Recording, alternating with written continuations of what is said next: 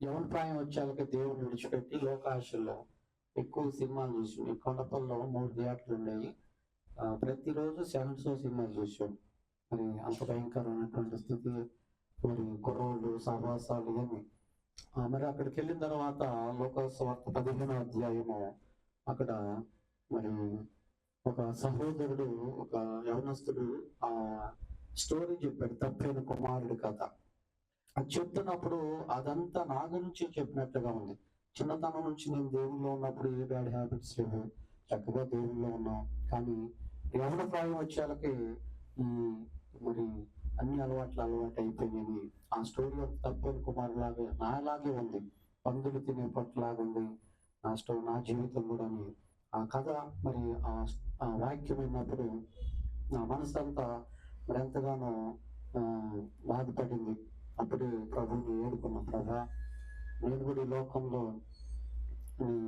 ఈ ఆత్మీయ ప్రేమ వదులుకొని ఈ లోకంలో మరి అన్ని వ్యసనాలకు బానిసయ్యాను ప్రభాని ప్రార్థన చేసుకుని మరి వాక్యానుసారంగా జీవిస్తూ ఉన్నటువంటి సమయంలో రోజు దేవుడు ఒక తెల్లని వెలుగొచ్చి నా మీద తాకింది. వెంటనే నాకు ఒళ్ళంతా చెమట పోసింది.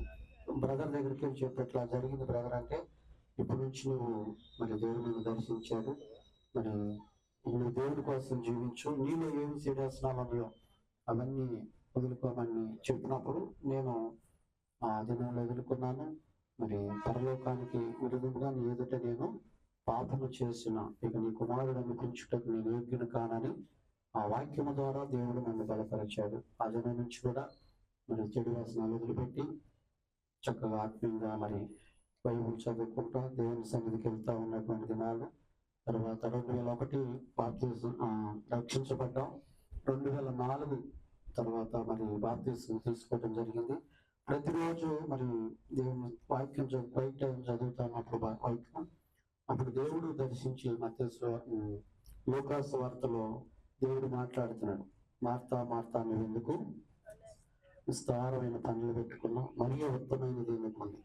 నేను అప్పటికి దగ్గర మరి టైలరింగ్ చేస్తూ ఉన్నాను. తర్వాత LIC ఏజెంట్ చేస్తూ ఉన్నాను. ఆల్విజన్లో చిన్న జాబ్ చేస్తూ ఉన్నాను. దేవుడు ఆ మాట చెప్పినప్పుడు మా అమ్మగారు కూడా అంటా ఉండేది, అయ్యా నిన్ను దేవుడు సేవకు పిలుచుకున్నాడు అంటా ఉండేది. మరి ఇవన్నీ నాకు ఈ సేవకు పిలిచాడనే నాకు గుర్తులుగా తెలుస్తూ ఉన్నాయి.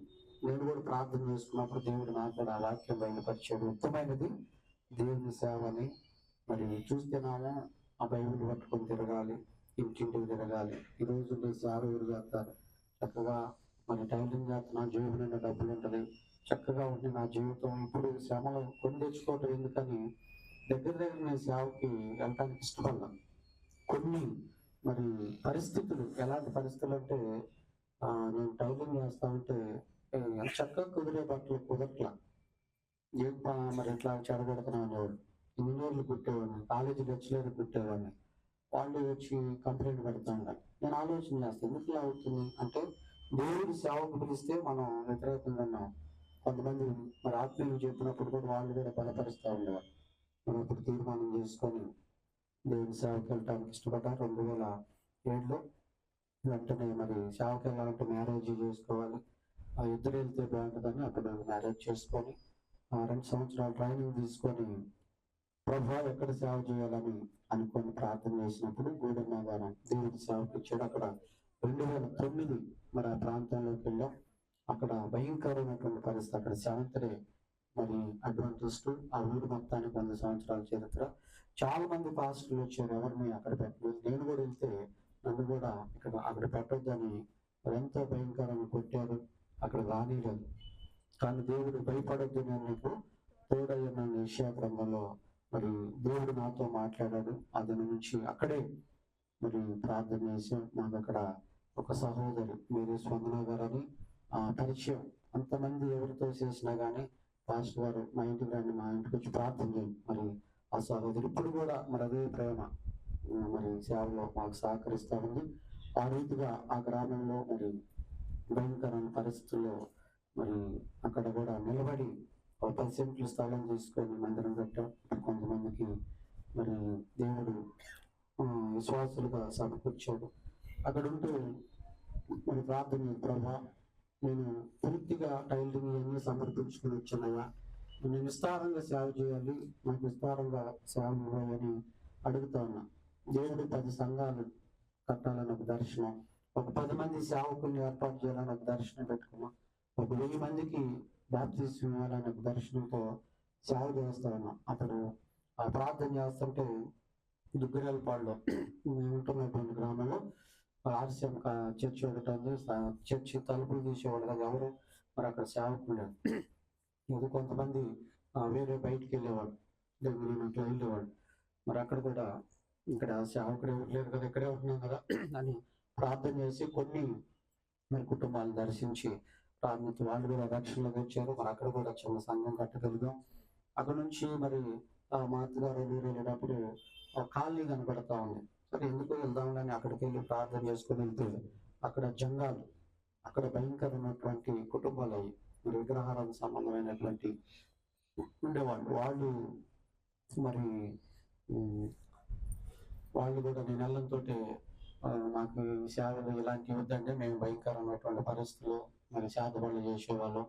మరి అంతేకాకుండా మా జీవనోపాధి కోసం మేము అనేకమైన వృత్తులు చేస్తాం అనేసి అన్నారు. అమ్మ దేవుడు పంపించాడు, ఓపుకున్నంత కాలం వస్తానని వెళ్తా ఉన్న రోడ్డు మీద పెట్టాం. అలాగే అక్కడ నడిపించాం. దేవుడి కృపలో ఒక 5గురికి బాప్తిసం ఇచ్చాం. వాళ్ళే ఒక సెంటున్నర స్థలం ఇచ్చి మరి చిన్న రేకుల షెడ్ వేసుకోవడానికి దేవుడి కృప చూపించాడు.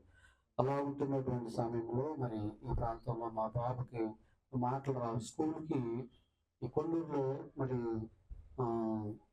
తీసుకురావాల్సి వచ్చేది. కొల్లూరు నుంచి అక్కడ వదిలిపెట్టి మళ్ళీ సాయంత్రం తీసుకురావచ్చు. ఆ ప్రాంతం నుంచి వచ్చి కొండపల్లి పరిచయం మా ఫ్రెండ్ విజయ్ కుమార్ ఉండేవాడు. ఎక్కువగా మధ్యాహ్నం దాకా ఇక్కడే ఉన్నాము. మరి వాళ్ళు కూడా మధ్యాహ్నం టైంలో రాజలక్ష్మి కానీ విజయ్ కానీ వాళ్ళు అన్నం తినకుండా పంపించేవాళ్ళు కాదు, మరి అంత ప్రేమ చూపించేవాళ్ళు. అప్పటి నుంచి కూడా ఇక్కడ కొంతమంది పరిచయస్తులు ఉన్నారు, ప్రార్థన చేస్తూ ఉండండి. మరి ఆ టైంలో శారమ్మ గారు, వ్యవహాన్ గారు ఇట్లాగా పరిచయం అయ్యారు. మీటింగ్లు గూడెం ఆధారం మీటింగ్లకు వచ్చినప్పుడు శారమ్మ గారు వచ్చారు, అక్కడ చూశారు, ఒక మాట అన్నారు, అయ్యా ఇక్కడ కూడా మీరు అన్నం పెడితే బాగుంటుందిగా అన్నారు. అప్పటికి మేము కూడా ప్రార్థన చేస్తున్నాం. దేవుడు ప్రణాళిక కూడా అంగారు ద్వారా మాట్లాడారు. ఎక్కడ పెడదాం ఏంటంటే మరి విజయ్ కుమార్ అని మా ఇంట్లో పెట్టినన్నారు. తర్వాత యోహాన్ గారు, అయ్యా మరి మనం కూడా కలిసి నడిపిద్దాం అని యోహాన్ గారు, మరి శారమ్మ గారు, విజయ్ కుమార్ మరి వాళ్ళతో ప్రారంభించబడింది. కొంతకాలం నుంచి ఆ ఇంట్లో చేసుకుంటూ వస్తున్నాం. మళ్ళీ వాళ్ళు ఇక్కడ మారారు, ఇక్కడ ఇంట్లో చేసుకుంటూ డాబా మీద ఇక్కడే పెడతా ఉన్నాం. మాతో కొంతమంది సహకరించినటువంటి మరి లక్ష్మణాశ గారు, తర్వాత మరి వెంకటరత్నం గారు, మరి కొన్ని కుటుంబాలు కలుస్తూ ఉన్నాయి, చక్కగా సహకరిస్తూ ఉన్నారు. వెంకటరత్నం గారు, అయ్యా వర్షాకాలం ఇబ్బంది ఉంటుంది, మనకంటూ ఒక రూమ్ ఉంటే బాగుంటుంది, మరి మనం కూడా ఒక రూమ్ తీసుకుందాం అని అంటూ ఉండేవాళ్ళు. అయ్యా మరి రెంట్ అడగడదా అంటే ఆయన గారు ఏమంటే మనిషికి ఒక 500 వేసుకుందాం, మనమే కట్టుకుందాం అనేసి దేవుడు ప్రేరేపించారు. దేవుని కృపలో సంవత్సరం నుంచి పక్కన ఒక తీసుకొని దాంట్లో నడుపుతున్నాను. దేవుని స్తోత్రం, హల్లెలూయా. మరి నిజంగా ఇక్కడ పరిచర్య నేను కొన్ని దినాలు అనుకున్నాను, ఏదో పెడుతున్నా తాగిద్దా సాగదనుకుంటే అనుకోకుండా 3 సంవత్సరాలు దాటిపోయి 4వ సంవత్సరం యానివర్సరీకి వచ్చాను. దేవుని స్తోత్రం, హల్లెలూయా. దేవుని ప్రణాళిక ఉంది. మరి ఈ ప్రాంతంలో నుండి అర్ధరాత్రి దగ్గర 9:30, 10 అయ్యేది. మరి వర్షాకాలం, ఎండాకాలం, చలికాలం అయినా కానీ ప్రార్థన ముగించుకుని వెళ్తా ఉన్నాను. నాకు ఒకటే దర్శనం, ప్రార్థన టయానికి ఉండాలి. విశ్వాసులు వచ్చినా రాత్రైనా ఖచ్చితంగా నేను 6:30 కూర్చొని పాటలు పాడుతూ ఉన్నాను. ఆమేన్, హల్లెలూయా. నిజంగా ఈ సంఘం కూడా ఆగిపోకోకుండా శారమ్మ గారు, యోహాన్ గారు వాళ్ళు కూడా వానైనా చీకటైనా ఎండైనా వాళ్ళు కూడా ఎంతో క్రమంగా వచ్చేవాడు. మరి ఈ రీతిగా నిజంగా ఈ పరిచర్య జరుగుతూ మరి దేవుడు మనలందరినీ బలపరుస్తూ ఈ రీతిగా తీసుకొచ్చాడు. ఇక్కడ సెమీ క్రిస్మస్లు కూడా దగ్గర 3 సెమీ క్రిస్మస్లు జరిగినాయి. మరి దీంతో ఇక్కడ మరి యానివర్సరీ స్వార్థ మీటింగ్ లాగా ఇది 3వది మరి దేవుడు జరుపుకోవడానికి కూడా దేవుడు సహాయం చేసి, నిజంగా దేవుని ప్రణాళిక, దేవుని చిత్తం ఉంటే అది ముందుకు వెళ్తుంది. ఆమేన్, హల్లెలూయా. ఇలా మన సొంత నిర్ణయం, సొంత ఆలోచన అంటే అది మధ్యలోనే ఆగిపోద్దు. మేము ఎప్పుడు కూడా డబ్బు కోసం ఈ సేవ ప్రారంభించలా. డబ్బు గురించి కూడా ఎప్పుడు నేను ఆలోచించాను. దేవుడు మనల్ని ప్రేమించి సేవకు పిలుచుకున్నాడు, ఆయన పని చేయాలి. తర్వాతే దేవుడే ఆయన పని చేస్తే మనల్ని అన్యాయం చేయడు. దేవుని స్తోత్రం, హల్లెలూయా. మరి మనల్ని ఆత్మీయంగా నడిపిస్తున్నటువంటి రిజ్కియా రాజు గారు, వారు ట్రైనింగ్లో ఉంటాం, చక్కగా మమ్మల్ని ప్రతి నెల తరబిదిస్తూ మరి ఆత్మీయంగా బలపరుస్తూ ఉన్నారు. మరి ఇట్లాగా మరి మాకు సహవాసంలో ఉంటున్న సేవకులు, ఇక్కడ ఉన్నటువంటి సేవకులు, వాళ్ళని కూడా పిలిచాం. వాళ్ళు కూడా ఉంటే మంచిదంటే చక్కగా వాళ్ళు కూడా మరి రాజారావు గారు, సోమరాజు అన్నయ్య గారు, తర్వాత మరి ఇక్కడ ఉన్నటువంటి ఇసాక్ గారు, కుమారమ్మ గారు, ఇలాగా మరి మాతో సహకరించుకుంటూ మేము కూడా వాళ్ళతో సహకరించుకుంటూ దేవుని పనిలో ముందుకు వెళ్ళడానికి దేవుడు ఎక్కడ చూపించాడు. నిజంగా మరి ఈ కొండపల్లి ప్రాంతంలో పరిచయం జరుగుతుందంటే ఆ దేవుని కృపే. ఆమేన్, హల్లెలూయా. ఖచ్చితంగా మరి పరిచర్యలకు వచ్చాకి నేను కూర్చుంటే మరి ప్రవళిక గారు వాళ్ళ పిల్లల ముగ్గురు వాళ్ళు ఎంత కష్టపడతా ఉన్నారంటే మరి భరత్ వీళ్ళంతా చూస్తా నేను కూర్చొని చూస్తా ఉన్నా. ఏంటి ప్రభా, వీళ్ళందరికీ ఇక్కడ సంఘం పెట్టకపోతే వీళ్ళందరూ చేసేవాళ్ళు కాదుగా. దేవుని స్తోత్రం, హల్లెలూయా. రాహుల్ గారు ఎర్ర టెన్లో కూరగాయలు తింటానికి నాతో పాటు వచ్చి ఆ కూరగాయలు కొట్టుకాడయ్యా నిన్న కూర్చోలే, కళ్ళు తిరుగుతున్నాయి అన్నారు. సర్లే గారు ఇంటికి వెళ్ళిపోతాం అంటే వద్దులే అని కూర్చున్నా. మళ్ళీ ఇక్కడికి వచ్చాక ఇక్కడే అన్నం తిని అప్పటి నుంచి గోంగూర కోసుకుంటా ఇందాక వెళ్ళి బయలుదేరి వచ్చాడు. దేవుని స్తోత్రం, హల్లెలూయా. నిజంగా ఇదంతా చేసుకుంటే కూర్చున్నాను. వీళ్ళందరూ దేవుని పనిలో పాలు భాగస్తులు అవటానికి దేవుడే తన కృపనిచ్చాడు. ఆమేన్, హల్లెలూయా. కదా మనం ఇక్కడ పని ప్రారంభించకపోతే మరి ఎవరు కూడా పని చేయలేదు. మరి ఇక్కడ పని ప్రారంభించబడుతుంది కాబట్టి మనం కూడా దేవుడి పని ఏదో ఒకటి చేయాలి. కానీ వాళ్ళంతగా వాళ్ళు ముందుకొచ్చి మరి వాళ్ళు చక్కగా సహకరిస్తా ఉన్నారు. నిజంగా మేము ఈ యొక్క యానివర్సరీకి చాలా కుటుంబాలు, చాలా మందికి ఇన్విటేషన్ ఇచ్చాం. మరి దేవుని చిత్తంలో ఉన్న వాళ్ళే చాలా మంది వచ్చారు. వచ్చిన వాళ్ళందరూ కూడా ప్రత్యేక వందనాలు. ఇంకా మరి కొంతమంది ప్రయాణంలో ఉన్నారు, వారందరూ కూడా ప్రత్యేక వందనాలు. చిన్న సాక్ష్యము దేవుడు దీవించును గాక. దయచేసి